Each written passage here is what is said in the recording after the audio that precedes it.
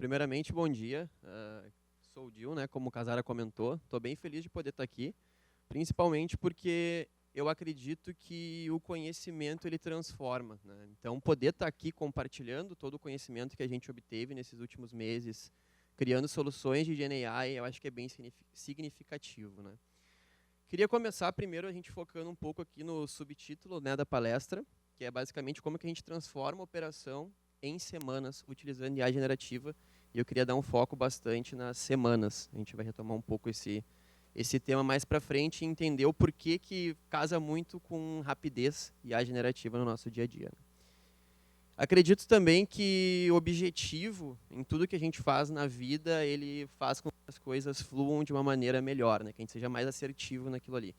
Então, eu sempre, quando eu monto uma apresentação, uma palestra, eu acho que eu tenho que ter um papel aqui, né? Eu tenho que trazer para vocês algumas coisas. E nessa palestra de hoje, eu me identifiquei que eu tenho um propósito, né? Um objetivo, que é conseguir com que ao final dessa palestra, todos vocês, quem aplica ou quem não aplica no seu dia a dia ou no seu negócio IA generativa, consiga tangibilizar algumas ideias, eu consiga aguçar a criatividade de vocês e entender e pensar como é que eu consigo fazer para o meu dia a dia, ou para o meu negócio, para a minha operação, ou que nem o Saf trouxe, né, para uma parte talvez mais tática, mais estratégia do meu negócio, aplicar a IA generativa. Então, espero que ao final da apresentação eu consiga atingir esse objetivo junto com vocês. Como é que eu vou atingir esse objetivo? Vou apresentar 3 dos cases que eu considero os mais disruptivos que a gente fez ao longo desses meses.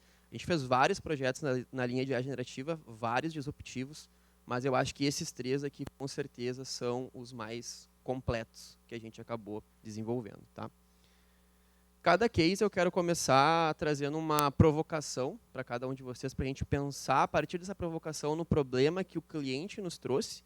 Então, a primeira provocação que eu quero trazer é pensar assim, qual que é a diferença de um lead, de um prospect que recebe um atendimento de forma imediata versus alguém que tem que esperar até o próximo dia útil para receber uma resposta, né, um retorno. E eu acredito muito que a resposta dessa pergunta é interesse, né? Quando o cliente ele entra em contato, seja para solucionar uma dúvida, seja para resolver um problema, seja para entender melhor sobre o negócio, ele está no ápice de interesse dele. Então, provavelmente, um lead que recebe uma resposta imediata, eu aumento muito a minha possibilidade de conversão, ou pelo menos de resolver o problema daquele cliente. Quando eu vou responder só no próximo dia útil, o interesse dele já pode estar outro. Ele pode não estar mais tão quente, né, como a gente fala normalmente nesse processo de captação de lead. E baseado nisso, esse foi uma das dores que o cliente nos trouxe. Esse cliente, ele basicamente é um dos 2 maiores grupos de ensino superior do Brasil, tem mais de 20 marcas embaixo do guarda-chuva deles.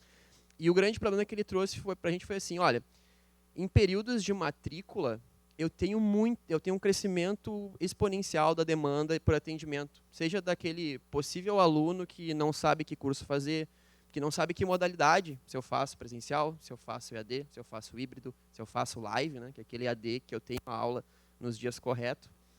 Então, eu preciso de uma escala, porque senão sempre eu preciso ter um time muito flexível, onde no período eu aumento o meu time, depois, quando o período baixa, eu diminuo o meu time em número de pessoas, e ele cria uma forma eficiente de poder escalar esse atendimento. Tá? Qual foram as alternativas que a gente tem, né, para solucionar esse problema? Um é o mais tradicional, que é o que eles vinham fazendo, contrato mais pessoas. No momento que eu tenho um aumento de demanda, eu boto mais pessoas para atender e consigo atender aquela demanda, mas não escala, né? E eu tenho um custo alto. Sempre que eu tenho que ficar aumentando o meu time de pessoas, eu tenho vou ter que aumentar esse budget para manter esse time. Segunda alternativa, que era o que a gente costumava fazer há pouco tempo atrás, os chatbots tradicionais. E aqui eu quero usar um pouco do tempo para falar dessa diferença, já para começar a pincelar um pouco do que a IA generativa ela é disruptiva. No chatbot tradicional, a gente era muito guiado por intenção. Então, até não falando dos chatbots que a gente ia por opção, né? Olha, se você quer falar sobre financeiro, digite 1. Se você quer falar sobre documentos, digite 2. Esse é uma alternativa de chatbots tradicionais, mas mesmo antes da IA generativa, a gente já conseguia ter interfaces conversacionais. O problema disso daqui anterior à IA generativa é que a gente sempre tinha que ficar fazendo mapeamento de intenção. Então, eu ia fazer, olha, eu tenho a intenção aqui de welcome, né, de boas-vindas. E ele pode dizer, o usuário pode dizer de diferentes maneiras. Então, eu tinha que ter esse mapeamento. Eu tinha que ter um mapeamento que o usuário ele pode me dizer oi, e a intenção de oi é o welcome, ou bom dia, ou tudo bem. Então, é difícil de escalar, porque eu preciso ter esse mapeamento de intenção sobre todo o meu sistema e todo aquele fluxo que eu quero fazer. Então, isso também é difícil de escalar. Resolvo o problema de não precisar contratar pessoas, mas eu ainda tenho uma barreira muito grande quando eu penso em escala disso, né? Qual foi a alternativa que a gente caminhou? Construir um assistente de fato inteligente que usa IA generativa.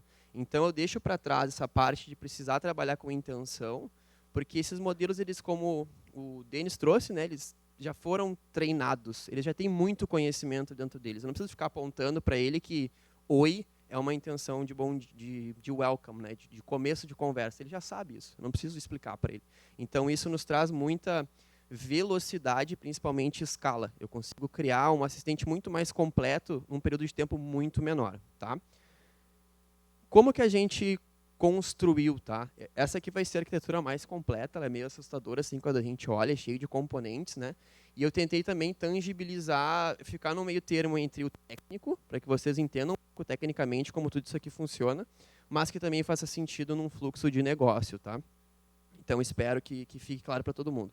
Mas onde é que a gente começa? A gente começa nessa pontinha aqui, com o aluno, que é o que eu falei, né? O aluno que chega com dúvida, que não sabe que curso vai fazer, que não sabe que modalidade vai fazer, que tem dúvidas, talvez, sobre o processo de matrícula da Ânima, como o Denis trouxe. E ele começa ali interagindo com uma interface, chat. Pode ser WhatsApp, pode ser um chat no próprio site do cliente. Isso aqui é bem flexível, tá? Nessa primeira versão que a gente fez, era embedado no site do cliente. Então, ele acessava o site da instituição e tinha aquele chatzinho no canto do site deles. Ele abria e começava a interagir com esse assistente. Aonde que tudo começa?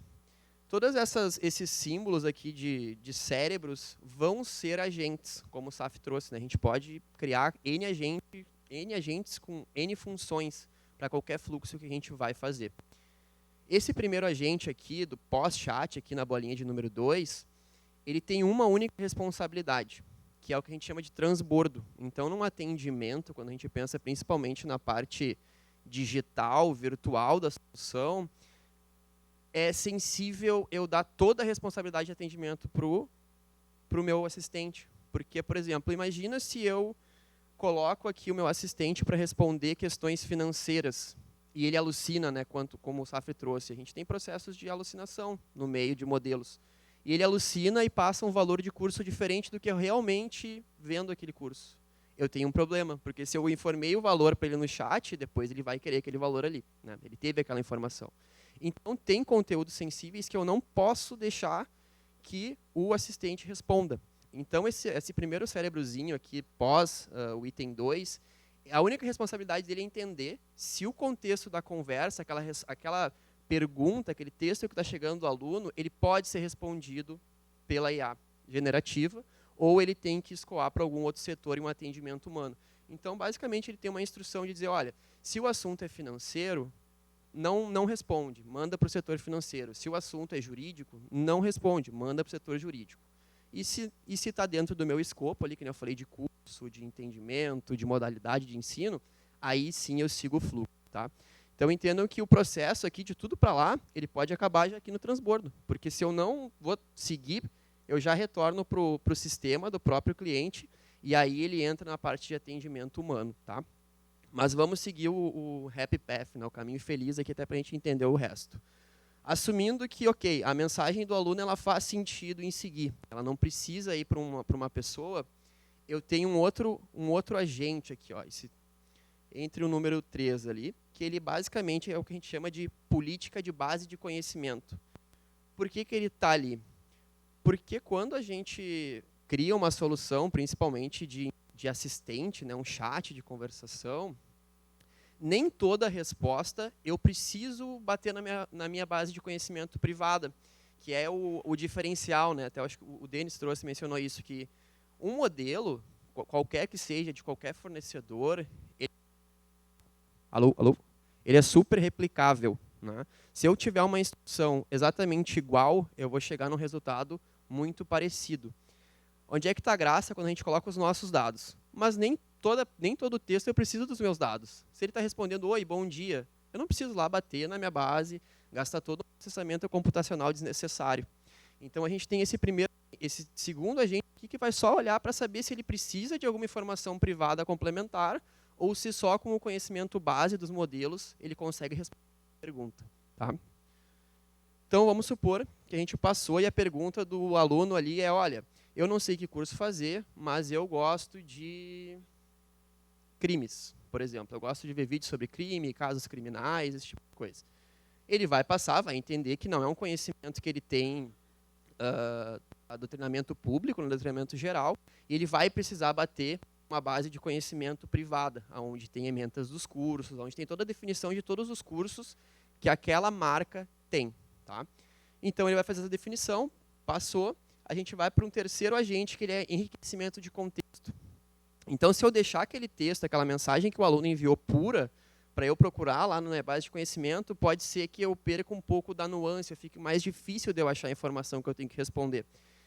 Então, basicamente, o que esse agente vai fazer aqui, no número 4, é enriquecer, é botar mais contexto, é identificar palavras-chave que estão relacionadas com aquela mensagem. Então, ele vai melhorar o contexto para que a gente seja mais assertivo na nossa busca. Depois que a gente melhora o contexto aqui da mensagem inicial do aluno, a gente cai para duas possibilidades, que é o quê? Nesse caso específico, a gente tem bases de conhecimento diferentes de como a gente coletou essa informação para o cliente, que é o quê? A gente tem tantos dados, documentos que foram enviados pelo próprio cliente, que são documentos que não estão públicos na web. Então, documentos de, olha, como é que é o meu processo de matrícula, como é que são as diretrizes da minha marca, como é que é a nossa metodologia de ensino como grupo. Então, isso estava tudo em documentos. A gente pegou todos esses documentos que o cliente enviou, colocou dentro dessa base de conhecimento. Outra base de conhecimento que a gente gerou é uma base de conhecimento que a gente chama de web, que é basicamente para pegar todas as ementas e informações de curso que estão disponíveis no site do cliente. Então, para ele não perder muito tempo, não onerar muito tempo dele criando materiais para que a gente possa colocar na base de conhecimento, a gente criou uma automatização que entrava no site, fazia o que a gente chama de web scraping, então em todas as páginas ele navegava automaticamente, extraía essa informação e armazenava essa informação. O mais interessante aqui é essa partezinha, que a gente chama de banco vetorial. Depois, no último case, eu vou explicar mais o que ele é, para que faça sentido para vocês, mas é nele que a gente armazena toda essa informação e esses agentes ficam responsáveis por identificar onde dentro dessa base aqui que o conhecimento que ele precisa está, ok? Esses agentes aqui, eles não vão gerar resposta para o meu aluno. Eles vão gerar o quê? Eles vão gerar o contexto complementar para que o meu modelo de conversação gere a resposta. Então, se vocês veem aqui, o fluxo natural é independente do agente de base de conhecimento que eu acessar, ele acaba aqui. Ele acaba no modelo de conversação, que é quem tem a instrução da resposta.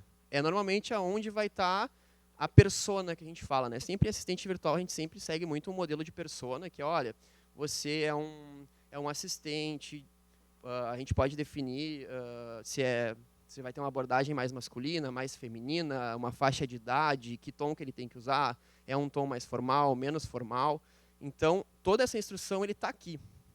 Tudo isso que a gente veio falando aqui antes, que eu vim apresentando, tirando o transbordo, ele é só para dar mais contexto para que esse modelo não responda só com dados públicos que foi treinado, que se alguém chegar nessa mesma instrução aqui, sem todo esse dado complementar, vai ter um resultado muito parecido com o meu.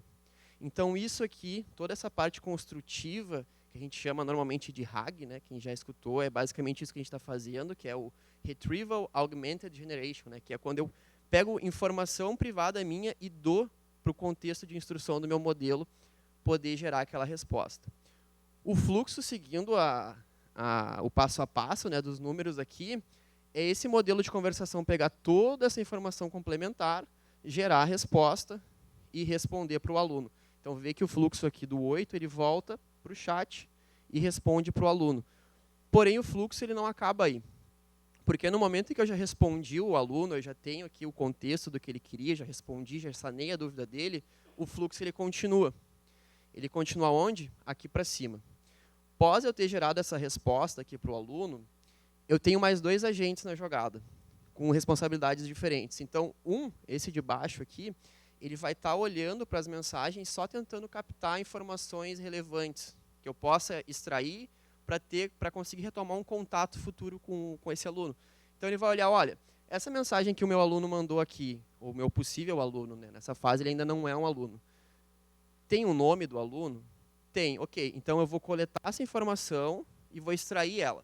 Então, eu vou quase que estruturar a informação baseado num contexto desestruturado, né? O texto ele é desestruturado, ele não segue um padrão, um template. Então, eu vou olhar, esse agente ele vai olhar para a mensagem e vai ver, tem nome, tem telefone, tem e-mail, tem algum dado relevante? Tem, ele vai extrair para mim e vai estruturar essa informação. O outro agente de cima, ele é um agente que a gente chamou de resumo, que é o quê? Ele pega toda a conversa do aluno que ele está tendo ali e ele vai resumir aquela conversa, para que eu não precise olhar para todo o histórico da conversa, mensagem por mensagem, o que o aluno mandou, o que o modelo de conversação respondeu.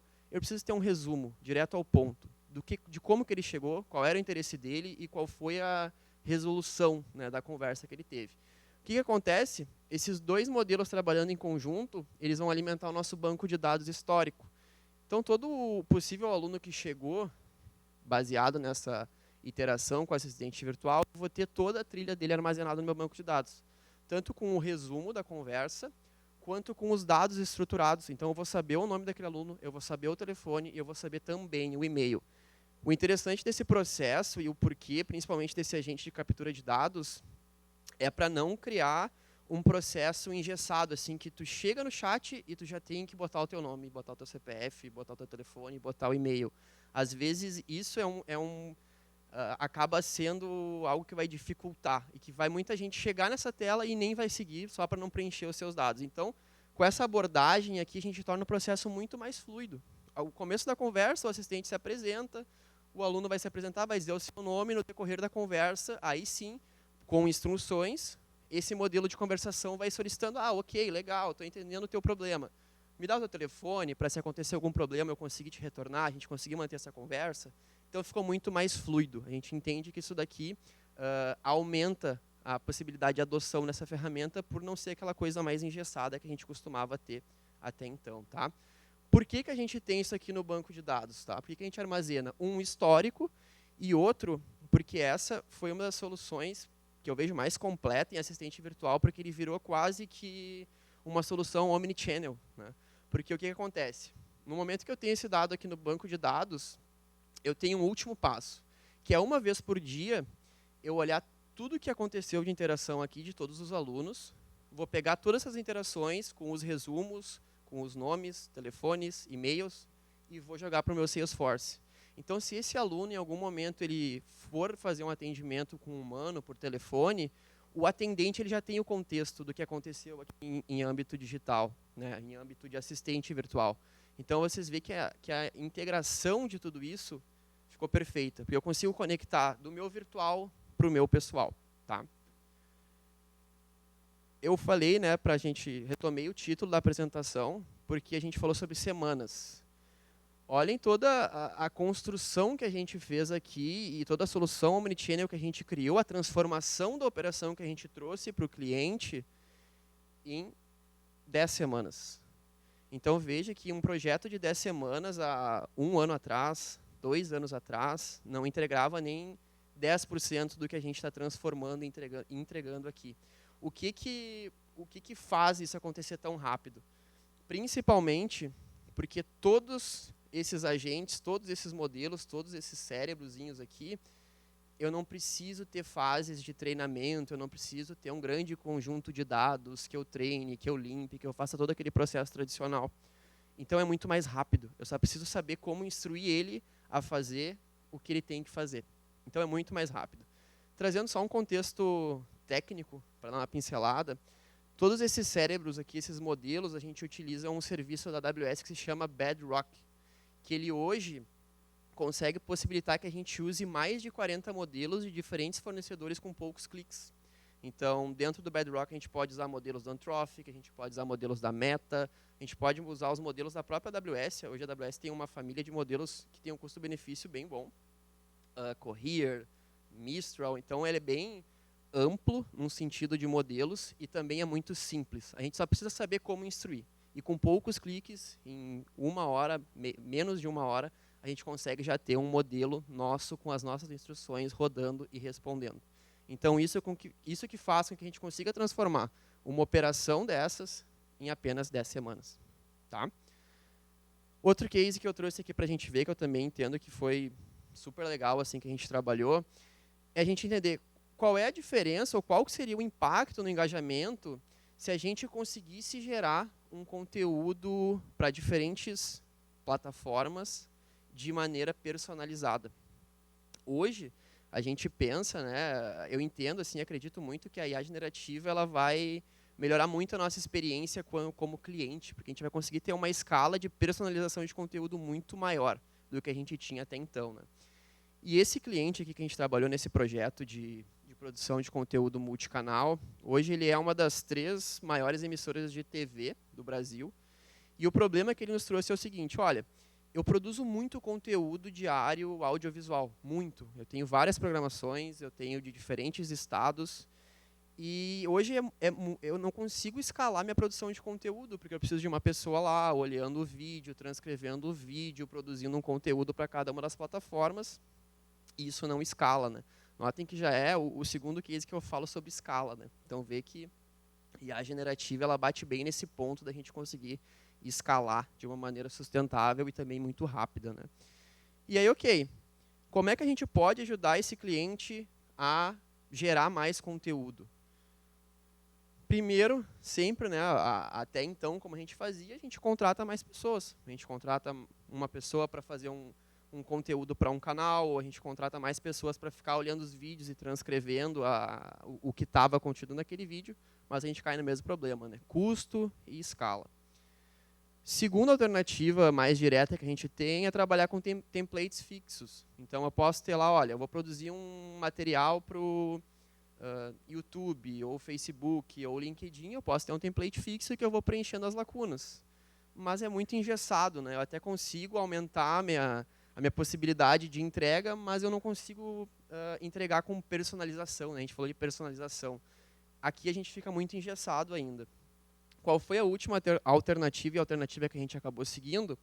Criar um pipeline de geração multicanal através de IA generativa.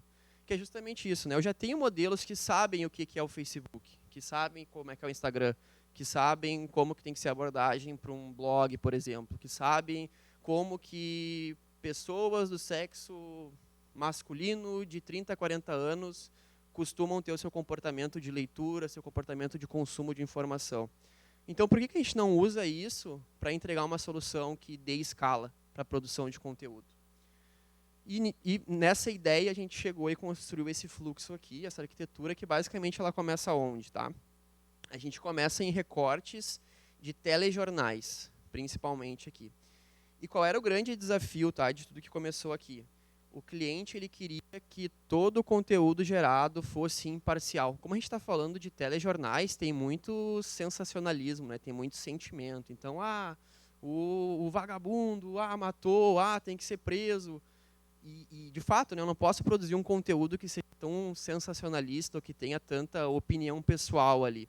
Então, esse foi um dos grandes desafios desse projeto, mas o fluxo dele era basicamente pegar esse recorte do telejornal, eu fazia a transcrição, então eu transformar esse vídeo em texto, e para isso também a gente utilizou um serviço específico da AWS que se chama Transcribe. Através dele também, poucos cliques a gente consegue pegar qualquer vídeo, qualquer áudio e transformar em texto. Só que aqui, a transcrição, ele me gera um texto cru. Tudo que foi dito naquele vídeo, naquele áudio, vai estar aqui, da mesma forma, da mesma maneira. E só fazer isso não resolve o problema da imparcialidade, né? Então, o que a gente pensou? Ok, vamos usar aqui o Transcribe para gerar o texto e vamos conectar esse texto em um modelo nosso que vai ter um enfoque só de resumir o que foi dito ali. Então, ele quase que pega a matéria que está sendo dita naquele vídeo, ali, naquele recorte, e gera um resumo principalmente imparcial. Então, ele não vai trazer nada do sentimento do apresentador, ele não vai trazer nada da opinião do apresentador, e a gente vai conseguir ter aqui um resumo muito mais consistente. Tá? A partir desse resumo aqui, a gente tem um texto muito consistente que vai fazer o quê? Vai nos dar a possibilidade de começar a trabalhar em cima desse texto consistente e gerar para diferentes plataformas. Então, a partir desse resumo, eu consigo trabalhar com outros modelos. Vamos ver que aqui tem 4 modelos que vão focar justamente na geração de conteúdo baseado nesse resumo. E aí eu consigo dar muita escala para isso, porque eu consigo, a partir de uma mesma matéria, gerar um conteúdo específico para as pessoas do Instagram, eu consigo gerar um conteúdo específico para Facebook, um conteúdo específico para X ou Twitter aqui, né? E também para um blog, se eu precisar. Isso aqui é foi como a gente fez e construiu, mas eu quero deixar aberto assim para vocês pensarem que não precisa parar por aqui. Eu posso tanto ter essa personalização como plataforma para consumir conteúdo, mas eu também posso ter a personalização de personas. Então, a partir desse conteúdo, eu posso gerar para o Instagram, mas eu posso, daqui a pouco, gerar uma publicação para o Instagram, para um público feminino de 20 a 30 anos, que tem muito mais a ver e vai chamar muito mais a atenção daquele público específico. Então, a mensagem que eu quero deixar aqui é dar o quanto a gente consegue escalar e pensar e quantas possibilidades a gente tem em personalização, tá? Além de plataformas, também em personas. Uma outra ideia que eu queria deixar para vocês poderem ir pensando em mais ideias, né? Aqui eu quero que seja só a faísca e depois vocês consigam expandir isso para outras coisas. Por que eu tenho 4 modelos diferentes, né? Por que eu não tenho só um modelo que já faça toda essa geração para mim dos 4 canais diferentes? E eu explico para vocês o porquê. Porque quando a gente pensar em um modelo de IA generativa, eles funcionam muito com atenção. Tanto que o paper que apresentou toda a arquitetura dos modelos que rodam hoje, ele se chama, ele fala muito sobre atenção, né? Attention is all you need, é o nome do paper. Então, é muito importante para a gente ter resultados assertivos, resultados bons, a gente não ter um modelo muito abrangente. Como a gente passa a instrução, se eu passar uma instrução muito complexa ou com muitos passos para o modelo, a chance de eu ter um resultado assertivo ela é bem pequena. Até tem um projeto interno que a gente começou a trabalhar para a geração de documentos e a primeira versão que a gente fez foi assim, olha, eu tenho um modelo e esse modelo ele vai gerar todo o documento para mim. Ele gerava um resultado ok, mas estava longe do que a gente queria. E o que a gente pensou? Por que eu não pego, em vez de pedir para um modelo gerar o documento completo para mim, por que eu não tenho vários modelos que cada um é responsável por uma seção? E a gente pivotou para essa ideia. E o resultado foi absurdamente superior do que a gente tinha. Porque daí eu tiro de ter uma instrução super complexa em um único modelo e fatio essas instruções para modelos específicos. Então, eles precisam focar na geração, no conhecimento só daquele tema. E a gente aumenta muito o resultado. Por isso que aqui a gente separa um modelo por segmento, tá bom? Sobre semanas, né? Em quantas semanas a gente transformou a operação desse cliente? 6.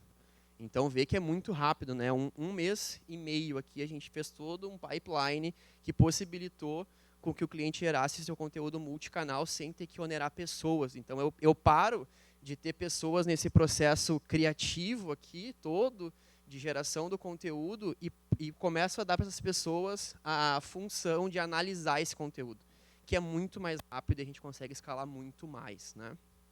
Então, isso é bem legal. O último case que eu vou trazer para vocês, e esse aqui, para mim, é algo assim que a assistente virtual eu já vi outros clientes trabalharem, a parte de geração de multicanal também já vi outros cases, mas nesse sentido, eu só fui ver um case parecido depois da gente ter feito, e foi no parlamento de algum país da Europa, que eu não vou lembrar o nome, talvez da Sérvia, que a Anthropic postou um vídeo explicando como que eles fizeram e como que eles resolveram isso. Mas a provocação que eu queria deixar aqui é quantas decisões estratégicas a gente já deixou de tomar porque não tinha uma informação histórica minimamente alcançável, que eu não conseguisse chegar numa informação histórica de uma maneira muito fácil. E foi basicamente nessa premissa assim, de informações históricas que o cliente nos trouxe uma problemática de seguinte, olha, eu tenho muito conteúdo físico de jornais de 1980, 1988, 85, e esse material está começando a ficar, está se deteriorando, a gente está perdendo esse material. A gente precisa de uma solução que eu consiga chegar nas matérias desses jornais de maneira eficiente, de maneira contextualizada. E a gente pensou, ok, vamos utilizar um serviço que se chama Kendra na AWS, só que a gente descobriu que esse serviço já estava com os dias contados, que ele ia ser descontinuado.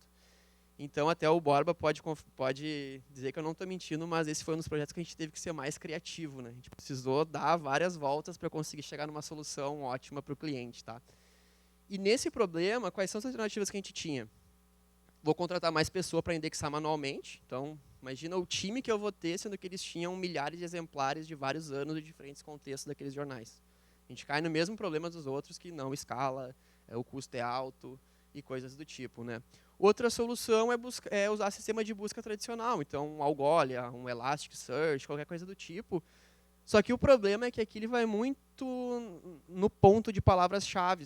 Então eu não sou tão contextualizado assim na minha busca. Eu vou na palavra-chave, no sentido de, olha, eu quero saber uma matéria sobre a Bolsa de 1985. Ele vai procurar as palavras-chave, ele vai procurar 85 e Bolsa.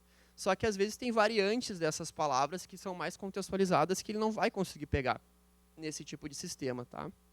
Qual foi a alternativa que a gente pensou? Vamos criar um motor de busca inteligente contextualizado utilizando IA generativa e banco vetorial. E aqui banco vetorial é bem importante, por isso que eu deixei para não explicar ele lá na primeira apresentação. Vou deixar para explicar aqui, porque de fato ele junto com a IA generativa, ele é o coração desse projeto, tá? Esse a gente vai começar inverso, então a gente vai começar lá da direita para a esquerda, porque a parte mais simples é, de fato, a interação do usuário com o sistema. A nossa criatividade, ela entrou na jogada, foi na parte de construção de tudo isso, né? Então, o que acontece? O cliente ele já tinha boa parte do material digitalizado lá na ponta, e assim, ó, jornais em 1988 é muito diferente dos dias de hoje. Então, assim, as letrinhas eram desse tamanho e era difícil da gente ler. Então, imagina para uma IA generativa ler. Hoje, a gente já tem vários modelos que performam bem em leituras de documento, tanto que a gente tem vários cases de extração de informação e documento, estruturação utilizando 100% IA generativa, mas ainda não chega no resultado de modelos específicos para atividades que a gente chama de OCR, né, que é de leitura de caracteres e transformação em texto a partir disso. Então, o que a gente pensou? Ok, vamos usar o atacante no ataque, né? Vamos usar uma ferramenta da AWS de OCR para fazer a extração desse texto, mesmo que de maneira desestruturada.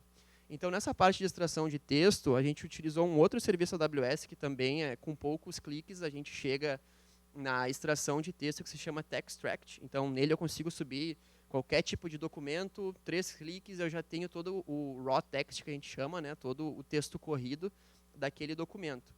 Só que o texto cru, né, o texto desestruturado, para a gente não adianta, porque como é que o cliente ele vai chegar naquela informação se ela não está minimamente estruturada? E a gente pensou, ok, IA generativa, ela sabe contexto, ela vai saber entender que um título de uma matéria tem a ver com o corpo pelo contexto, porque eles vão estar semanticamente ligados. E, de fato, deu certo num primeiro momento. Só que quando a gente foi analisar o resultado dessa extração e dessa organização aqui na parte de IA generativa, a gente viu que tem casos que ele não estava entendendo bem o contexto. E a gente ficou um tempo pensando, pô, como é que a gente pode fazer, como é que a gente pode dar mais contexto para a IA generativa poder organizar essa informação. E aí que entra muito da criatividade que a gente teve que ter para o projeto, que é, quando o Textract nos responde esse texto, por mais que ele seja desorganizado, desestruturado, ele nos manda uma informação que se chama bounding box, que é basicamente como se ele fizesse um retângulo em todo o texto que ele conseguiu extrair. Então, o que a gente pensou? Bom, com essas informações de tamanho, né, com esse tamanho do retângulo que ele desenha, a gente já consegue ter uma pista de o que é título e o que é matéria. Porque, como eu falei, as matérias, as letras eram muito minúsculas e os títulos já tinham fontes bem maiores. Então, o que a gente fez? A gente pré-processou esse texto desestruturado aqui que veio do Textract e usou uma linguagem que a gente chama de Markdown, que é o que a gente hoje se manda uma mensagem no WhatsApp ali, bota asterisco, asterisco, vira negrito, underline, vira itálico, isso é uma linguagem Markdown. E a gente usou Markdown para marcar para o modelo de IA generativa o que a gente achava que era um título, por causa do tamanho dessa caixinha. Então, caixinhas maiores a gente assumia que era título, e as menores era só texto de matéria. E quando a gente fez isso, o resultado aqui da IA generativa melhorou muito, porque ele não tinha que organizar todo o texto, ele só tinha que casar os títulos com os trechos de matéria. Então, o resultado ficou excelente. Tá? Outra coisa que a IA generativa, que a gente teve uma grata surpresa depois avaliando os resultados, é que como já tinha materiais que estavam deteriorados, às vezes tinha finais de palavras que não dava para ler, já tinha saído um pedaço da página, coisas do tipo. Mas como ela é muito boa com texto, originalmente, a generativa ela é um problema de NLP, ela consegue completar aquele texto. Então, mesmo que não tenha uma parte do texto, por todo o contexto daquela mensagem, ele consegue fazer a predição de que palavra seria. Então, teve partes do texto que não dava para ver, que ele conseguiu fazer a predição e gerar o texto da maneira correta. Tá? Com essa IA generativa, o que a gente fez? A gente saía desse texto desestruturado e organizava as matérias, que era a principal dificuldade do projeto. Então, eu sabia qual era a matéria 1, organizada, né, estruturalmente, eu sabia qual era a 2, e matéria N, porque cada jornal tinha N matérias. Tá? Com essas matérias aqui estruturadas, eu sabendo qual era o título daquela matéria, qual era o texto do corpo daquela matéria, a gente só tinha que resolver um segundo problema, que era como eu encontrar essa informação. Tá? E a gente pensou, ok, a gente já usa banco vetorial lá nos assistentes virtuais para procurar os pedaços de textos que eu tenho nos meus documentos que são mais relevantes. Então, lembra lá, quando a gente estava falando do assistente virtual, das escolas, aqueles agentes de base de conhecimento, eles pegavam a pergunta do aluno, procuravam no banco para ver quais pedaços de textos condiziam com aquilo. Então, se eu estou falando crime, provavelmente eu vou chegar em pedaços de textos das ementas dos cursos que falam sobre criminologia, que falam sobre análise forense, coisas do tipo. E a gente pensou, bom, por que a gente não usa essa mesma ideia, né?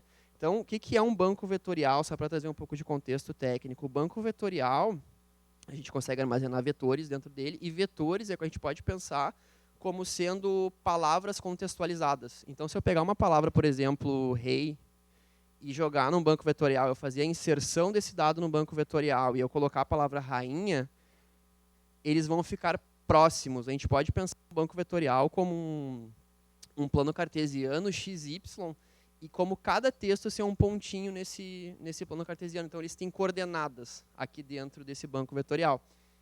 E textos similares, textos vão ficar sempre próximos. Então, o banco vetorial é muito bom quando a gente precisa encontrar um texto similar ao outro. Tem sistemas de recomendações de produtos que são baseados só em banco vetorial, que conseguem entender, por exemplo, que um liquidificador ele tem um contexto próximo com um air fryer, por exemplo, porque eles estão semanticamente correlacionados. Porque sempre que eu falo cozinha, que eu tenho um texto relacionado à cozinha, eles estão próximos, então eles aparecem próximos. Então, a gente pensou, ok, vamos jogar essas matérias aqui, que quando o usuário quiser procurar uma matéria lá sobre a bolsa de valores, ele não vai só procurar nas palavras-chave, e sim ele vai achar todas essas matérias que são semanticamente similares com o que o meu usuário está perguntando. E aí a gente criou toda uma solução disruptiva que não se baseava somente em palavras-chave, né, mas sim em contexto. Então o resultado foi bem legal, o cliente adorou, já está utilizando esse produto. Para criar toda essa transformação, vocês viram que foi um processo bem interativo de analisar, de testar, analisar o resultado, ver o que a gente podia melhorar. A gente conseguiu criar em 8 semanas. Então, mesmo com todo esse vai e vem, a gente tendo que pensar em 1000 possibilidades, testar várias coisas, em 8 semanas a gente já tinha essa solução final rodando, tá? Para o cliente testar, para o cliente avaliar, para o cliente validar. Então, como eu falei, né, lá o título da palestra era Transformando a Operação em Semanas. E, de fato, os 3 cases de dificuldades diferentes, de contextos diferentes, até de negócios diferentes, né? A gente falou de educação, a gente falou depois de uma emissora de TV e agora para uma empresa que trabalha com acervos digitais, contextos completamente diferentes, mas num range aí de 6 a 10 semanas, a gente já consegue transformar uma operação só pelo uso da IA generativa, certo? E era isso. Então, eram esses 3 cases que eu quis trazer para vocês. Eu tentei não ser muito repetitivo, tem vários outros cases de assistentes virtuais que eu acho fantástico que eu poderia trazer, mas eu tentei abrir a mente de vocês assim para várias vertentes diferentes que a gente pode estar empregando IA no nosso dia a dia, no nosso negócio, transformando ela muito rapidamente. Certo? Obrigado.